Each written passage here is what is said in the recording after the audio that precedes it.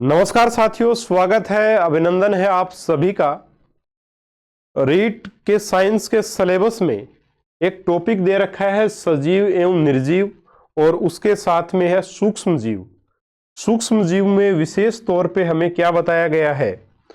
जीवाणु, वायरस, कवक, लाभकारी एवं अलाभकारी, ये चीजें हमें इसमें पढ़नी है। साथियों, ये पूरी जो पीडीएफ है, इसमें जो जो पॉइंट्स लिखे हुए हैं, अगर उतनी चीजें आप कवर कर लेते हो तो आप ये निश्चित मान सकते हो कि इससे बाहर कुछ भी नहीं आएगा।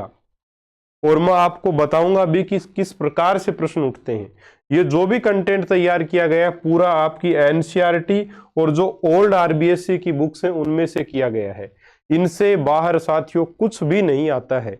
अपने को नोट्स बनाने चाहिए बस। जिन कोचिंग्स में रीट के लिए आप 20-20, 25-25 हजार रुपए दे रहे हो ना कोर्स के, मैं ये बोल रहा हूं, हाँ वो कोर्स ठीक हो सकते हैं, मैटर बहुत सारा वो करवाते हैं, लेकिन वो आपकी परीक्षा में बाधा ही है और कुछ भी नहीं है। क्योंकि आप देखोगे कि बिल्कुल शॉर्ट कंटेंट आपको पढ़ना होता है और उसी में से प्रश्न आने होते हैं।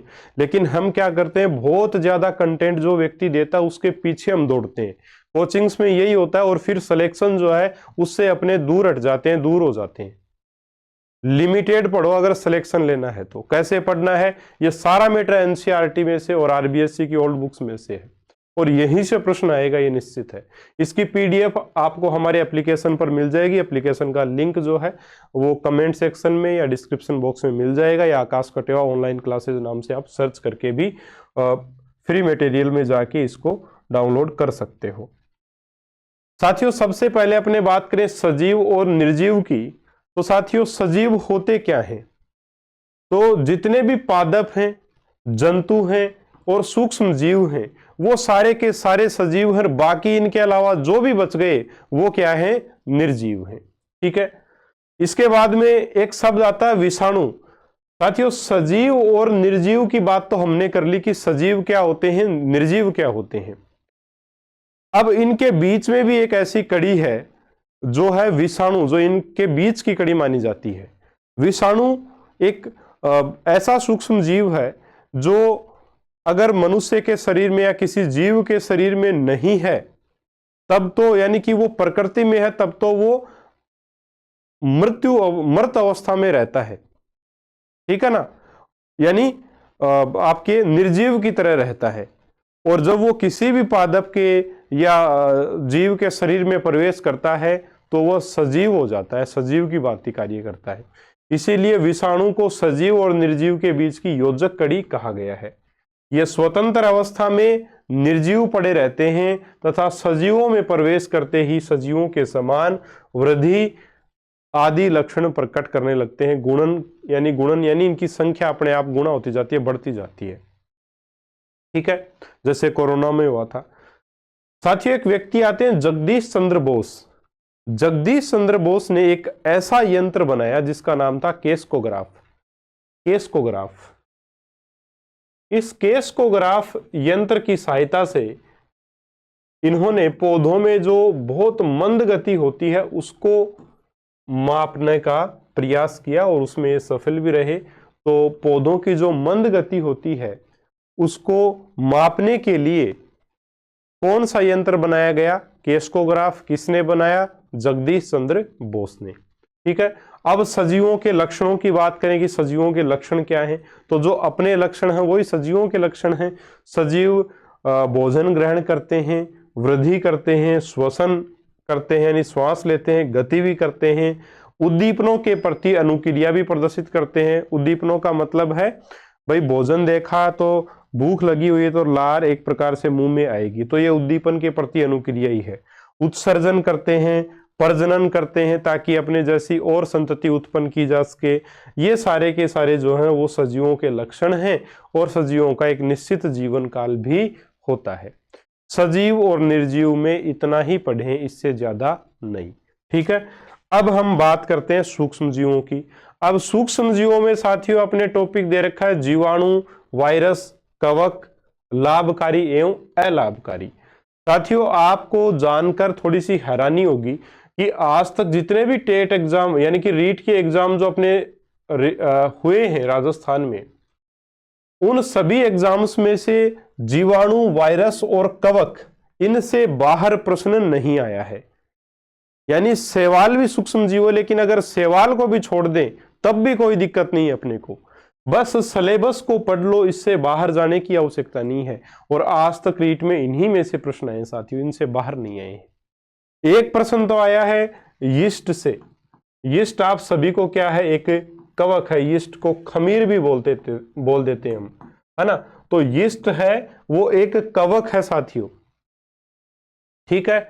एक साथियों पेनिसिलिन का प्रश्न है कि उसकी खोज किसने की, और पेनिसिलिन को किससे प्राप्त किया जाता है, तो कवक से, पेनिसिलियम नामक कवक से पेनिसिलिन को प्राप्त किया जाता है। एक स्ट्रेप्टोकोकस लाभकारी जीवाणु कौन सा है, तो स्ट्रेप्टोकोकस है, जो कि जीवाणु है स्ट्रेप्टोकोकस। यानी कि प्रश्न भी जो पूछे गए हैं वो इन्हीं में से पूछे गए हैं। अब आप ये देख लो कि सिलेबस से बाहर आपको नहीं जाना चाहिए, इसीलिए मैं कहता हूं कि सिलेबस से बाहर मत जाओ कभी भी। जो दे दिया वही उसको पढ़ लो भाई। अगर उसको सारे पढ़वाने होते हैं आपको, तो सूक्ष्म जीव अकेला ही नाम दे देता। वो क्यों नाम देता आगे? वो नाम इसीलिए दिए गए क्योंकि आपको इनके ऊपर अध्ययन करना है, ठीक है। चलो जी, अपने जीवाणु की बात करें तो साथियों जीवाणु होते हैं प्रोकैरियोट्स। प्रोकैरियोट्स कौन होते हैं? प्रोकैरियोट्स वो जीव हैं जिनमें कोशिका प्रोकैरियोटिक कोशिका होती है। अब प्रोकैरियोटिक कोशिका क्या होती है? ऐसी कोशिका जिसमें जो केंद्रक होता है उसके केंद्रक झिल्ली नहीं पाई जाती। ऐसी कोशिका जिसमें केंद्रक झिल्ली नहीं पाई जाती है उसको प्रोकैरियोटिक कोशिका कहते हैं, और ऐसे जीवों को प्रोकैरियोट्स कहते हैं। तो जीवाणु क्या है? प्रोकैरियोट्स हैं। यूकैरियोट्स क्या होते हैं साथियों? ऐसे जीव जिनमें यूकैरियोटिक कोशिकाएं पाई जाती हैं। यूकैरियोटिक यानी ऐसी कोशिका जिसमें केंद्रक के चारों तरफ केंद्रक झिल्ली मौजूद हो, उसको यूकैरियोटिक कोशिका कहते हैं, और ऐसे जीवों को यूकैरियोट्स कहते हैं, ठीक है। कहीं कोई समस्या नहीं इसमें। तो जीवाणु क्या है? प्रोकैरियोट्स हैं, और एक कोशिकीय जीव है, यानी एक ही कोशिका इसमें होती है, वही पूरा जीव है। वैसे अगर अपने बात करें तो एक कोशिका है वो भी अपने आप में एक पूरा शरीर है, क्योंकि उसके कोशिका के खुद के भी अंग हैं जो कोशिका के अंदर कार्य करते हैं। तो बस वही उसी प्रकार से जीवाणु में होता है। बस इसमें बात यह है कि इसमें जो केंद्रक होता है उसके जो वो केंद्रक झिल्ली नहीं होती। अगर आपसे पूछ ले क्या प्रोकैरियोटिक कोशिकाओं में केंद्रक पाया जाता है? बिल्कुल पाया जाता है, लेकिन झिल्ली जो केंद्रक झिल्ली रहित केंद्रक पाया जाएगा, ठीक है, झिल्ली नहीं होगी। खोज की अगर बात करें अपने जीवाणु की तो साथियों सबको पता है ल्यूवेन होक ने जो वो जीवाणु की खोज की थी। इसके बाद में उदाहरणों की बात करें तो ई कोलोई है, वो एक सूक्ष्म जीव है या जीवाणु है जो अपने आंत में पाया जाता है। इसके अलावा लैक्टोबैसिलस दही में पाया जाने वाला जीवाणु है जो एक लाभकारी जीवाणु है, ठीक है। चलो अब बात करते हैं विषाणु की, क्योंकि लाभकारी अलाभकारी अपने आगे पढ़ेंगे, तो एक बार सिर्फ उदाहरण के तौर पे देख लो इनको, आगे डिटेल में आगे डिस्कस कर लेंगे। विषाणु की अगर बात की जाए, विषाणु यानी कि वायरस। वायरस साथियों मैंने अभी आपको बताया कि ये प्रकृति में बिल्कुल निर्जीव की तरह रहते हैं, और जैसे ही किसी शरीर में प्रवेश करते हैं, सजीव में प्रवेश करते हैं, उसी टाइम ये बिल्कुल सजीव की भांति व्यवहार करते हैं, गुणन कार्य भी करते हैं। तो सजीव और निर्जीव के बीच की योजक कड़ी है विषाणु, ठीक है।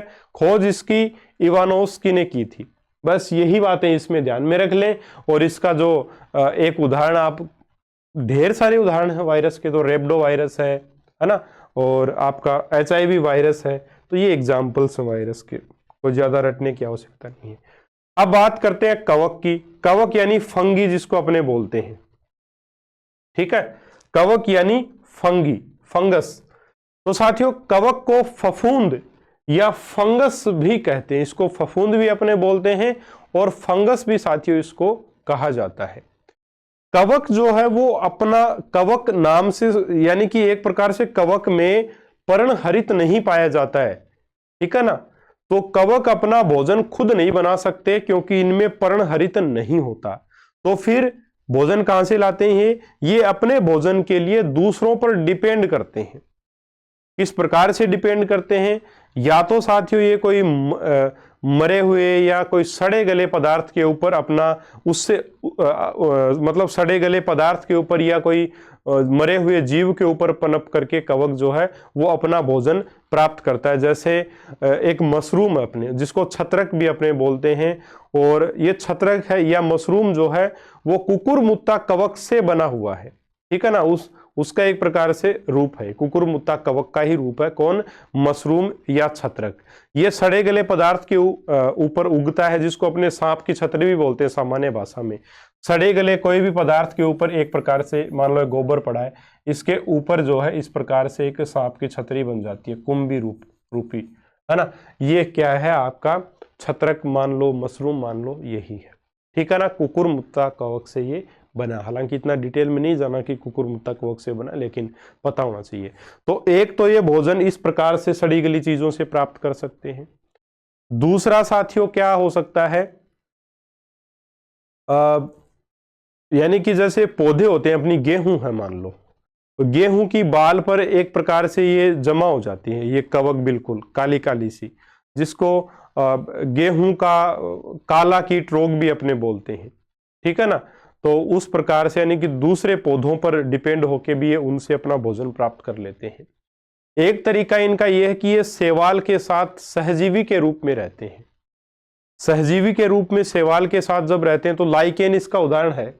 लाइकेन में जो है, लाइकेन में साथियों आपके शैवाल प्लस कवक दोनों होते हैं। यानी शैवाल क्या करता है? शैवाल जो वो भोजन बनाता है, किसके लिए? खुद के लिए, कवक के लिए, दोनों के लिए, और कवक उसको रहने का स्थान प्रदान करता है। तो सहजीवन का एक उदाहरण है लाइकेन, जिसमें शैवाल और कवक साथ साथ रहते हैं।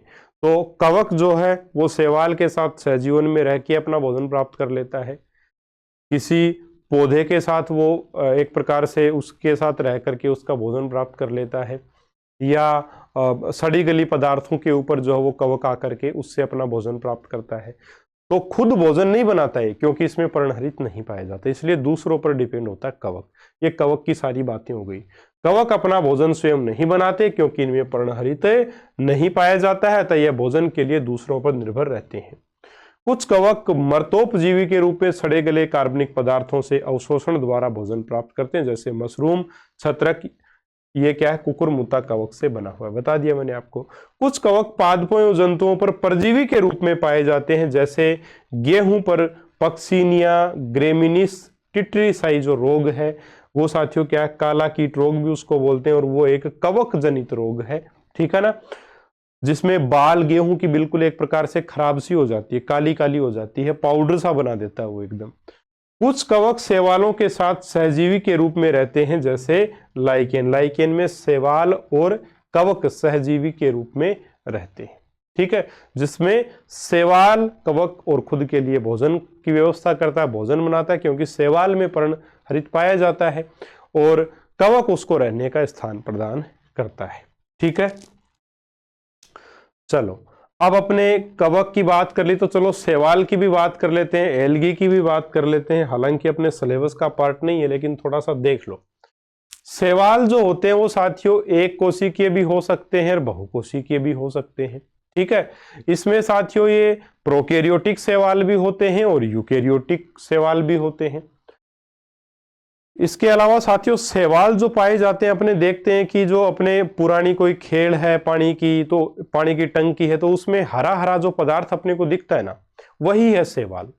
और इन शैवालों की वजह से अपने को कई आसपास तालाब अपने देखते हैं तो तालाब बिल्कुल हरे नजर आते हैं, तो वो इन्हीं शैवालों की वजह से ऐसा हो पाता है, ठीक है ना। तो ये एक कोशिका से बहुकोशिकीय सरल संरचना है। शैवालों की उपस्थिति के कारण ही तालाबों, नदियों, पोखर और नालों का पानी हरा दिखाई देता है। उदाहरण के लिए क्लेमाइडोमोनास और क्लोरेला, ये क्या है? दोनों शैवाल हैं। और यूकेरियोटिक कोशिकाओं वाले शैवाल हैं और एक कोशिकीय हैं, दोनों क्लेमाइडोमोनास और क्लोरेला। इसके अलावा स्पाइरोगायरा और यूलोथ्रिक्स दोनों यूकेरियोटिक बहुकोशिकीय शैवाल हैं।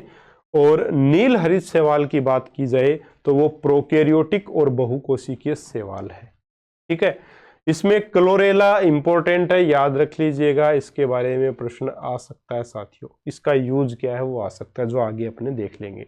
ठीक है, अब देखो अपने को देखना है अब लाभकारी सूक्ष्म जीव। हानिकारक तो अपने मुख्य रूप से हानिकारक या अलाभकारी वो तो अपने रोग वाले चैप्टर में हो ही जाते हैं। तो लाभकारी सूक्ष्म जीव कौन से हैं वो अपने यहां देखेंगे। तो सबसे पहले लाभकारी सूक्ष्म जीवों की बात करें तो एक ही नाम दिमाग में आता है, वो है दही में जो लैक्टोबैसिलस जीवाणु होता है। दही का जावण एक प्रकार से अपने रखते हैं, दही का जावण रखते हैं। उस जावण को जब दूध में डालते हैं, यानी को दही को जब दूध में डालते हैं अपने, तो दूध दही में बदल जाता है सुबह तक। रात को करते हैं ऐसी क्रिया तो सुबह तक दूध जो वो दही में बदल जाता है। तो ऐसा क्या था उस जावण में, है ना, तो उस जावण में जीवाणु थे। कौन से जीवाणु? लैक्टोबैसिलस जीवाणु थे साथियों। ठीक है, लैक्टोबैसिलस जीवाणु जो वो दही में होता है। इसके बाद में अपने बात करें तो एक तो दही वाला हो गया, हाँ, स्ट्रेप्टोकोकस लैक्टोबैसिलस। साथियों स्ट्रेप्टोकोकस मुख्य रूप से एक परिवार मान सकते हो आप, जो मतलब धनात्मक सूक्ष्म जीव की श्रेणी में आते हैं। स्ट्रेप्टोकोकस लैक्टोबैसिलस दूध को दही व पनीर में बदलता है, दूध को दही और पनीर में बदलने का कार्य करता है स्ट्रेप्टोकोकस लैक्टोबैसिलस जीवाणु।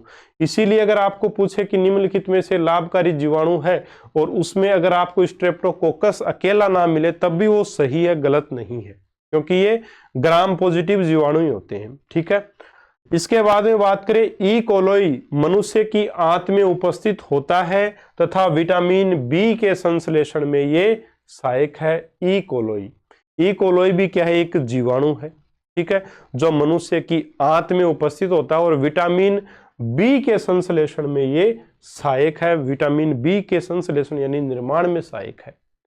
इसके बाद में अपने बात करें यीस्ट या खमीर की, तो इसको साथियों कवक बोल सकते हैं अपने। यीस्ट क्या होता है? कवक होता है, ये ध्यान में रखिएगा। और इसका उपयोग डबल रोटी, एल्कोहल और आपकी जलेबी का घोल उठाने के लिए, तो एल्कोहल का घोल उठाना हो, डबल रोटी के लिए एक प्रकार से जो आटा है उसमें जो फुलावट लानी होती है वो लानी हो, या जलेबी के लिए घोल उठाना हो, तो उन सब में जो है वो यीस्ट या खमीर का उपयोग किया जाता है। और यीस्ट क्या है? एक कवक है। ठीक है, इसके अलावा साथियों क्लोरेला की बात देखिए। क्लोरेला का उपयोग सूप व आइसक्रीम बनाने में किया जाता है। क्लोरेला को मैंने इसीलिए बोला, क्लोरेला को ध्यान में रखिएगा, ये सवाल बड़ा इंपॉर्टेंट है, अभी अभी आपको बताया था। देखिए क्लोरेला यूकेरियोटिक एक कोशिकीय शैवाल, क्लोरेला, इसका उपयोग आइसक्रीम बनाने में किया जाता है। आइसक्रीम में इसका उपयोग होता है क्लोरेला का। ठीक है, सूप और आइसक्रीम में।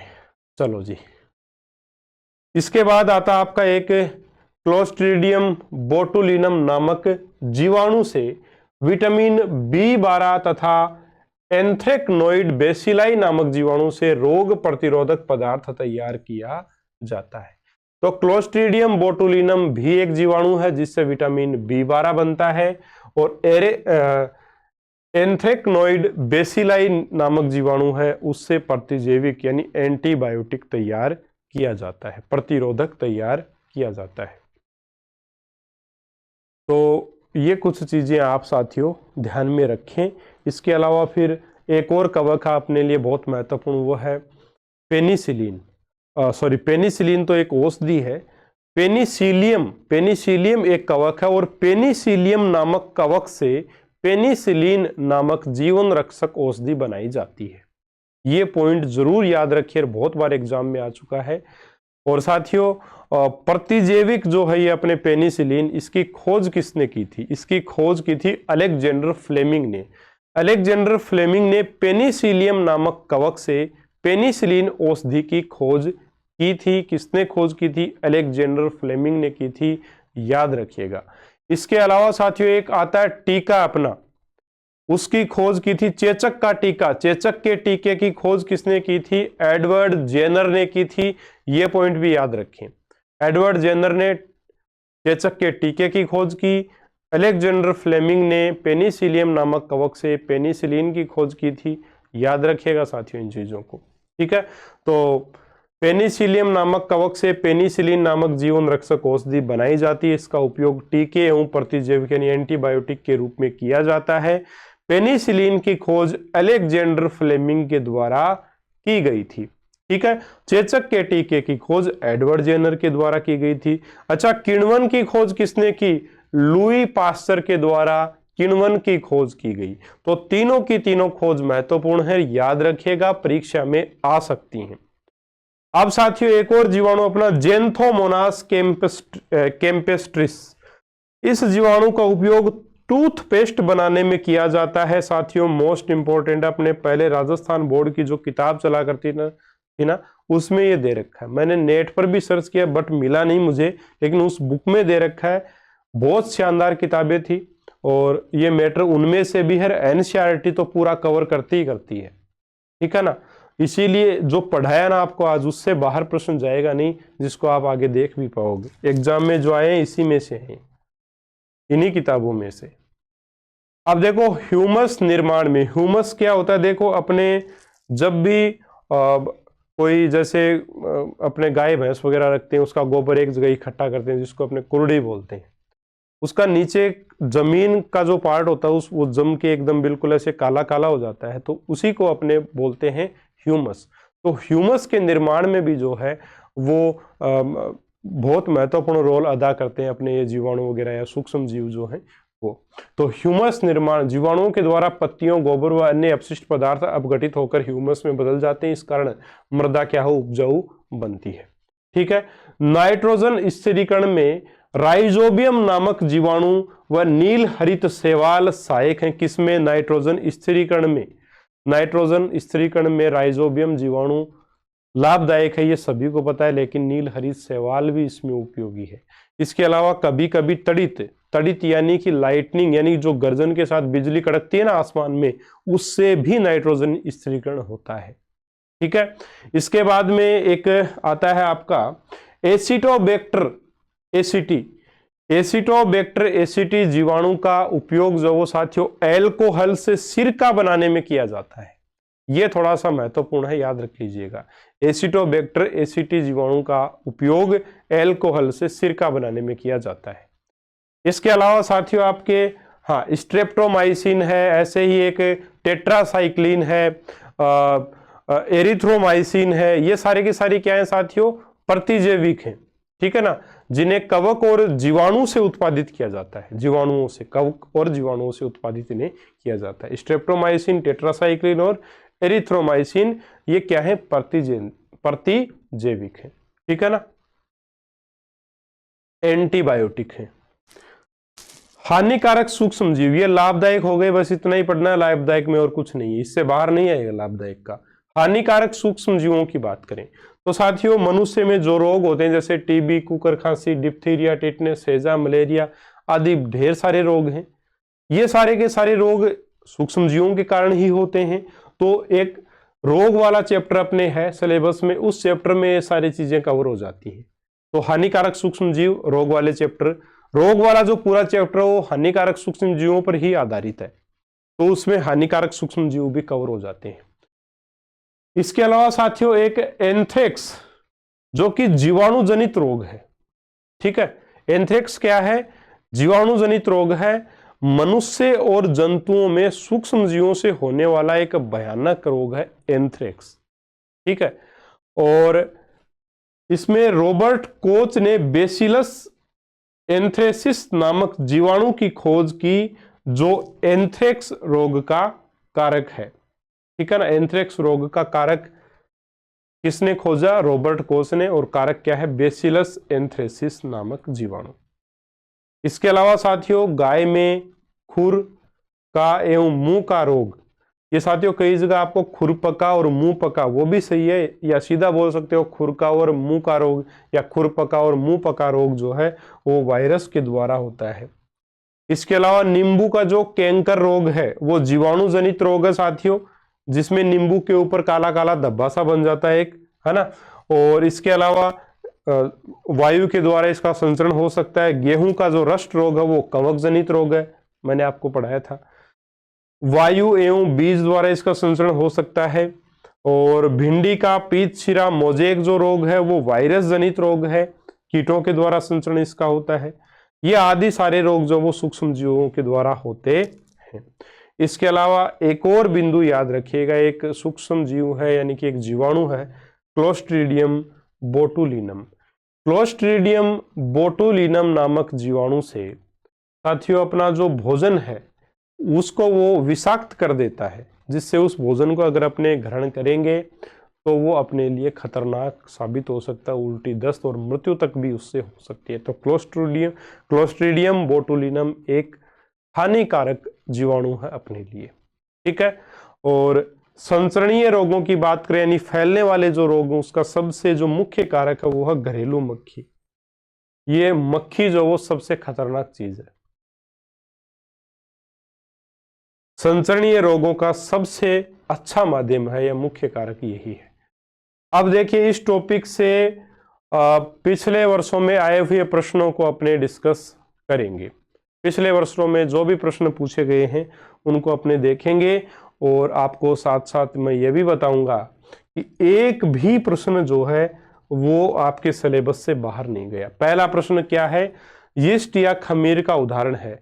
रीट 2021 में यह प्रश्न पूछा गया था। यीस्ट हम जानते हैं क्या एक प्रकार का कवक है, तो ऑप्शन 2 इसका उत्तर हो जाएगा। कवक अपने सिलेबस में है या नहीं है, बिल्कुल है, तो यही इसका आंसर है। दूसरा प्रश्न है पेनिसिलिन की खोज किसने की थी। अभी अभी पढ़ा है, अलेक्जेंडर फ्लेमिंग ने खोज की थी। एडवर्ड जेनर ने किसकी खोज की थी, चेचक के टीके की। तो ऑप्शन 4 यहां आपका सही उत्तर हो जाएगा, ऑप्शन 4। अच्छा दिया भी हुआ कि ऑप्शन 4 इसका सही आंसर हो जाएगा। इसके बाद में प्रश्न नंबर 3 है, निम्नांकित जीवाणुओं में से मानव जाति के लिए लाभकारी है। मानव जाति के लिए लाभकारी जीवाणु, मानव जाति के लिए लाभकारी स्ट्रेप्टोकोकस, पेनिसिलियम, साल्मोनेला, उपयुक्त सभी। तो साल्मोनेला टाइफी, इससे तो टाइफाइड होता है, तो ये तो हानिकारक है। पेनिसिलियम की बात करें तो साथियों पेनिसिलियम क्या है, एक कवक है जिससे अपने क्या प्राप्त की जाती है, पेनिसिलिन प्राप्त की जाती है। हालांकि पेनिसिलियम भी लाभदायक सूक्ष्म जीव है, लेकिन ये अपने को पूछा है कि निम्नलिखित जीवाणुओं में से, तो ये जीवाणु नहीं है, ये कवक है, इसलिए ये ऑप्शन आपका सही नहीं होगा। जीवाणु में स्ट्रेप्टोकोकस, स्ट्रेप्टोकोकस जो ग्राम पॉजिटिव जीवाणु होते हैं उनकी बात है, तो वो अपने लिए लाभदायक ही है, तो स्ट्रेप्टोकोकस यहाँ उत्तर होगा, ठीक है। इसके बाद में पेनिसिलिन नामक औषधि प्राप्त की जाती है, किससे प्राप्त की जाती है, पेनिसिलिन, पेलिसिन नामक औषधि पेनिसिलियम, पेनिसिलियम, पेनिसिलियम नामक कवक से प्राप्त की जाती है, ठीक है। तो किससे प्राप्त करते हैं पेनिसिलिन नामक औषधि, पेनिसिलियम कवक से प्राप्त की जाती है, और इसका आंसर होगा कवक, ठीक है, कवक से। ये 4 ही प्रश्न अभी तक एग्जाम्स में इस टॉपिक में आए हैं। आरटेट या रीट 2012, 15 में जो रीट हुई उसमें, फिर आपकी 18 में हुई जिसमें हम लोग जॉब लगे, तब कौन सा प्रश्न आया था, ये वाला, पेनिसिलिन की खोज किसने की थी, अलेक्जेंडर फ्लेमिंग ने, ये प्रश्न आया था।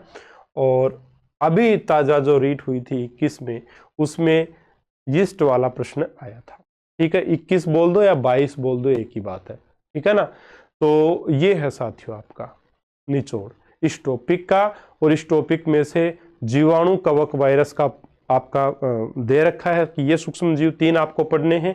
और देखो ये प्रश्न कवक का है, ये भी कवक का पेनिसिलियम, और ये जीवाणु से आ गया, और ये फिर से कवक का, ठीक है। अब कुछ और प्रश्न देख लेते हैं। एनसीईआरटी के बुक के प्रश्न हैं 5 से लेके 10 तक, जितने भी अब प्रश्न आगे 6 के 6 प्रश्न एनसीईआरटी की बुक में से हैं। यीस्ट का उपयोग निम्न के उत्पादन में होता है, तो साथियों सभी को पता है अल्कोहल में उसका उपयोग होता है उत्पादन में। डबल रोटी है, आपके जो ये जलेबी बनाते हैं उसके घोल को उठाने में भी जो है अल्कोहल, इसका यीस्ट का उपयोग होता है, ठीक है। और प्रश्न नंबर 6 है, निम्न में से कौन सा प्रतिजैविक है, तो प्रतिजैविक कौन सा है, सोडियम बाइकार्बोनेट, अल्कोहल, यीस्ट या स्ट्रेप्टोमाइसिन, तो स्ट्रेप्टोमाइसिन, बहुत आसान है। मलेरिया परजीवी का वाहक है मादा एनाफिलीज मच्छर, हालांकि हमने पढ़ा नहीं लेकिन सभी को पता, रोग वाले चैप्टर में ये वैसे भी अपने को पढ़ना ही होता है तो उसमें भी पढ़ लेते हैं। संसरणीय रोगों का मुख्य कारक है घरेलू मक्खी। ये एनसीईआरटी के प्रश्न है आपके बुक के, सीधे सीधे प्रश्न आ जाते हैं कई बार। ब्रेड अथवा इडली फूल जाती है, ब्रेड और इडली किसकी वजह से फूलती है? वही आपका यीस्ट, ठीक है। तो यीस्ट कोशिकाओं की वृद्धि की वजह से ऐसा होता है, कवक यीस्ट, ठीक है। और अगला है नेक्स्ट प्रश्न आपका, चीनी को अल्कोहल में परिवर्तित करने के प्रक्रम को क्या नाम दिया जाता है? तो चीनी को अल्कोहल में परिवर्तित कर रहे हैं तो इस प्रक्रिया को क्या कहते हैं? नाइट्रोजन स्थिरीकरण, मोल्डिंग, किण्वन या संक्रमण। तो साथियों इसको बोलते हैं किण्वन। तो यहाँ पे आपका आंसर होगा ऑप्शन नंबर 3। तो इस प्रकार से बहुत आसानी से अपने सारे प्रश्न हल हो गए साथियों, और यही आपका टॉपिक था। और मैं यही आपको बताना चाहता था कि जो भी सिलेबस में दिया गया है उससे बाहर जाने की कोशिश कभी ना करें। अगर आपको सिलेक्शन लेना है, आप बाकायदा उन टॉपिक्स को छोड़ सकते हैं जो बड़े टॉपिक्स हैं और प्रश्न एक आधा उनमें से आएगा। जैसे अपने साइंस की बात करें तो साइंस साथियों 20 नंबर की आएगी रीट में, 20 नंबर 20 टोटल 30 नंबर की साइंस, जिसमें 20 नंबर तो आपके बायो आएगी और प्लस केमिस्ट्री रहेगी 20 नंबर में ही, और इसी 20 नंबर में फिजिक्स भी रहेगी। बाकी जो 10 नंबर बच गए उसमें क्या आएंगे? साइंस के टीचिंग मेथड आएंगे, ठीक है। तो 30 नंबर में से 20 नंबर की ही कंप्लीटली साइंस आएगी, उसके अलावा 10 नंबर के साइंस के टीचिंग मेथड आएंगे, और 20 नंबरों के लिए 20 टॉपिक तो है ही साइंस में, एक एक प्रश्न एक एक टॉपिक से आप मान सकते हो। तो ये जो प्रश्न बनेगा वो इस वीडियो से बाहर नहीं जाएगा, आप देख लीजिएगा, ठीक है। इन किताबों से बाहर नहीं जाएगा, ठीक है ना साथियों। तो इस प्रकार से अपने नोट्स बनाइए, और इस प्रकार से अगर आप तैयारी करोगे तो दुनिया की कोई भी ताकत आपको सिलेक्शन लेने से नहीं रोक सकती, ये आप मान के चल सकते हैं, ठीक है ना। तो इसकी अगर पीडीएफ आपको हासिल करनी है तो हमारा एप्लीकेशन डाउनलोड कीजिएगा, उसके ऊपर मिल जाएगी। नमस्कार, जय हिंद, जय भारत।